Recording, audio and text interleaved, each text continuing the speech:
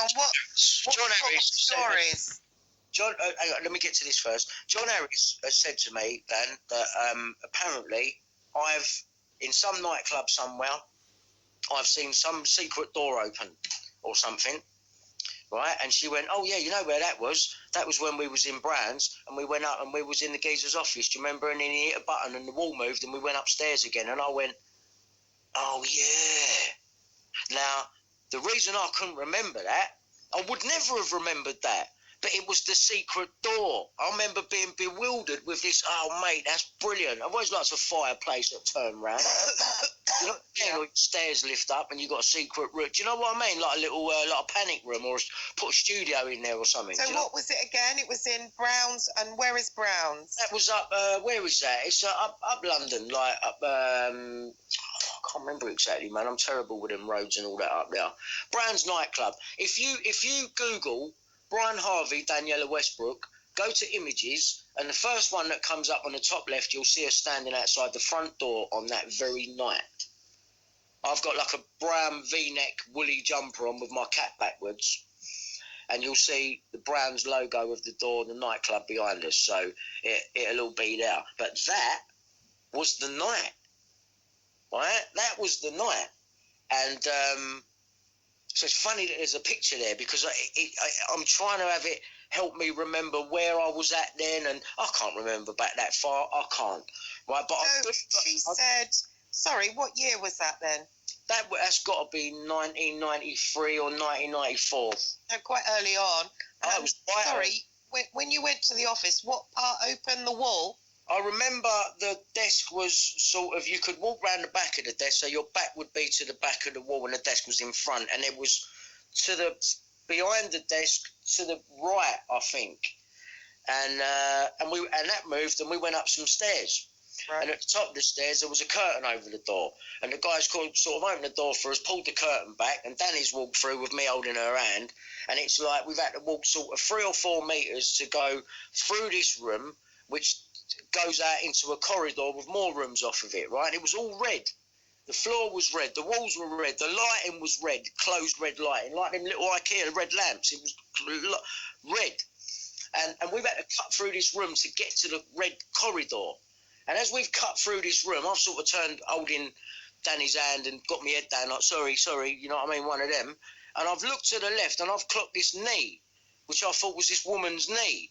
And I saw this knee and I thought, something don't look right now. That knee looks really skinny, man. I thought I ain't filling out the suspender properly. And as I looked round and I looked up, I thought, she was done up like a woman, but it was a girl. She was I don't know, 13 or something, I don't know. You know, and I remember it was the knee that done me. I thought that knee don't look right. I had to take a double look. I thought this woman looks a bit weird. And I looked back, I thought, no, she's young. And I looked next to her, and it was a boy in a suit. And then there was like 4 adults around them. And I don't know them lot. And how old was the boy? He looked younger than the girl. Like 10? 11, 12 could have been. Just guessing, you know what I mean? But then, back then, no one had heard of paedophiles. No one had heard of this. I've just got into the industry. So I'm not taking notice. Nowadays, I'd be like, oh, yeah, that ain't right straight away. Do you know what I mean? But even then, it was in me. But it wasn't because the thing that done it was not, oh, this is blatant. Look, there's kids in here and adults. I mean, number one, it was through an office and through a private, a wall that moved and a secret door that you ain't supposed to notice there. Then you go upstairs. Right? And there's 4 adults around these people. There's like one of them seats that goes around the edge like you'd have in a club where a few people can sit on it. And the 2 kids were sitting on there. The girl was on the left, the boy was on the right. There was an adult to the boy's right. There was 2 adults to the girl's left. And there was one with their back to me sitting at the little round table. And there was drinks on the table, dimly lit. There weren't no sex going on or nothing like that. But it was the knee. And I thought, the knee don't look right. And when I took a second glance, she was young. Probably about 13, and the boy probably about 11, 12, something like that. I can sort of see his face in my head now when I picture. Would Danielle know more about it, or she'll I don't know. She may know more about it because the only reason I ended up in that club is because she dragged me around now. And then when you look at the story that was in the paper about the Red Rooms, it says that the place got raided and there was a geezer upstairs selling drugs from the toilet. Well, once we got into that corridor and gone through that room, I remember her going behind another wall and saying to me, "Stay there, I'm going to go to the toilet, because if that wall closes, I can't get out." And I thought, oh, all right. But I'm not thinking anything of it. I remember my mindset at that time, all right. So I'm standing there waiting for 2 minutes and she comes back out. Must have bought drugs in there, because that's what come out in the story. Red room, fucking drug dealer in there or whatever. Yeah, but what I saw going through getting to that bit. And I remember that now. And it was only because she reminded me, so she knows. But the thing is, I think the people, whoever they are, I think they think he knows who we are. You would have known who I was at the time, but I wouldn't have known who you was. But it's someone. Celebrities went there at the time. Can you remember any? Everyone. Ronnie Wood. I remember seeing him in there one night. Can you remember any that used the rooms, the secret rooms? Oh, no. From what I could see, it was empty, them rooms, but there was beds. Rooms left, right, off this corridor. And but I've not seen any sex or anything like that going on, but it was the knee that done me. And what John Harris is talking about, he's gone and you questioned it. And when I think back, I've gone to the geezer, once we've come through the room and we've got into the corridor, and obviously he's in front because he's taking lead, so we're following him. And I've gone, wait, mate, that's not right, is it? Saying that, because I was just trying to get onto mate, the knee. Do you see that knee? That knee didn't look right. So that's how naive I am.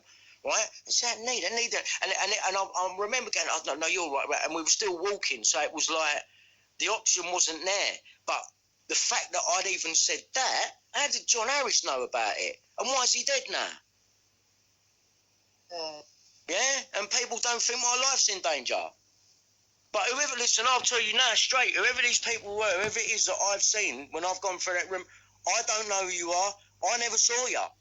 I just remember seeing that knee and then looking up and going, "Oh, she's not older. Hang on, that's weird, isn't it?" And then the boy.